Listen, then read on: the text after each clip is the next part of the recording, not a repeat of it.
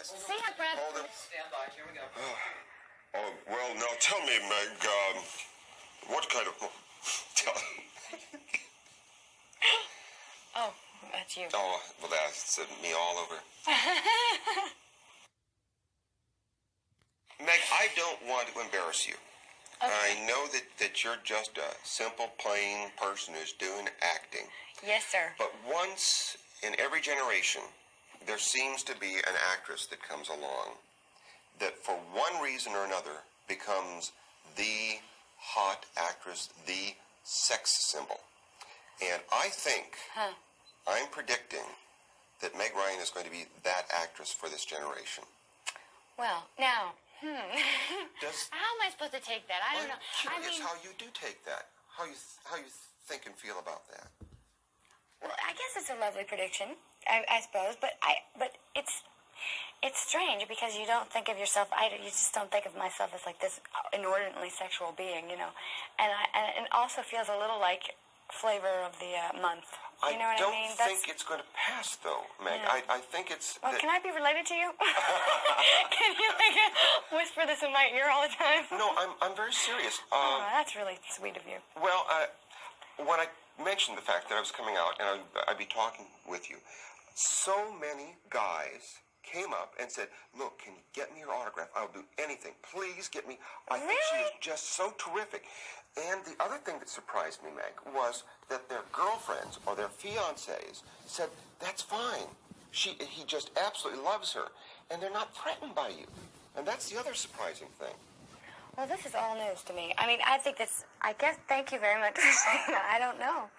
I mean, I don't know. That's so many people, though. And I guess having a chance to talk to you on Inner Space, you are such a nice person. I'm worried about how this is going to affect you, if indeed this comes about. How you're well, do you know, I feel like I'm very lucky in my life. I have, it's not something that I think about very much. It's kind of like I get to do my work and go away, you know, and just be and live my life with my dogs and my family and my life. And I think that stuff is becoming much more important to me now that there's sort of like kind of like a little bit of a hurricane all around, you know? Yeah, I just bought a house, and I'm redoing it, and I'm pedantically, for the past few months, going around with, like, these plumbers, and, you know, and I just bought a puppy, little Calabasas, who's, you know, like, just peeing and things everywhere, and I'm dealing with that. I mean, these are the things that will keep you humble.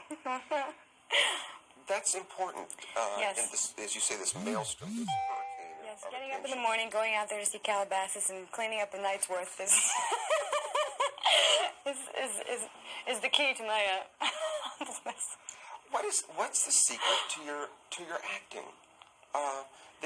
You allow yourself to be shown in all kinds of moods, to be very vulnerable on the screen. When did this really good act?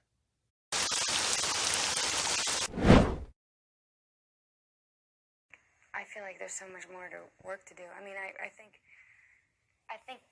feel like I've done a number of things that are different, and I feel like I've done these different movies that don't necessarily, the weight of which aren't on my shoulders, so I get to kind of experiment around and stuff, and I feel like I have just so much more work to do finally, you know. I don't think you ever feel like you're there, and in particular because the movie comes out a year after you do it, and you've learned so much more since then, and you just get so educated so quickly in Hollywood.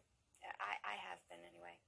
Do you feel like you still are getting offered the kind of roles, and again, what I just heard you say, it was kind of nice not to have to carry a movie, to be the star. You're still sort of learning. Yeah, and I can learn in a pretty protected way. Not very protected, but somewhat so.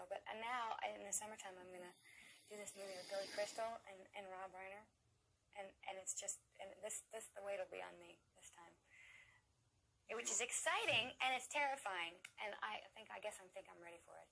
I would assume that with those people, it's got to be a comedy. Yes, it's a romantic comedy. It's a story about two people who over the course of about 10 years have a friendship that is really a love relationship, but they don't know it. So it's a very kind of contemporary, universal. A lot like life. Yes. And Rob Reiner is just like the lord of the cinema. I mean, it'll be so fun to work with him and Billy. I feel really lucky to be able to get to do it with those people. With the Presidio, Mark Harmon has said that he really learns most from the people he works with. Mm-hmm. Did you get any kind of assistance from him? What kind of was the relationship on the set? You know, it was so loving. Everybody really, you would think with like Sean Connery and Mark Harmon, there would be like these egos, and there weren't. It was so great that way, and it's not that you expect that, but if it comes along, you go, oh, okay, I understand, because there are hordes of women always around saying, oh, Mark, please, or oh, Sean, please sign this, do this for me, and you would think that their heads would start to do this, but no, they're both so wonderfully humble and sweet. And again, it's another context that I was really lucky to work with them, and they're so generous, the two of them. Did you get any sense from them of how they've been able to keep from getting that big head, that swelled head? I think it comes down a lot of times to your family and how much you insist on having a normal life, because you could listen to a lot of people saying, "Oh, aren't you wonderful? Aren't you?" And get really messed up, because you can't live your life with only positive reinforcement, because it's not real, and that's what I've been finding. You just have to always have a check on yourself and buy puppies. Thank you. It's nice to see you again. Nice to see you again. I hope to see you after the comedy. Gentlemen, thanks so much.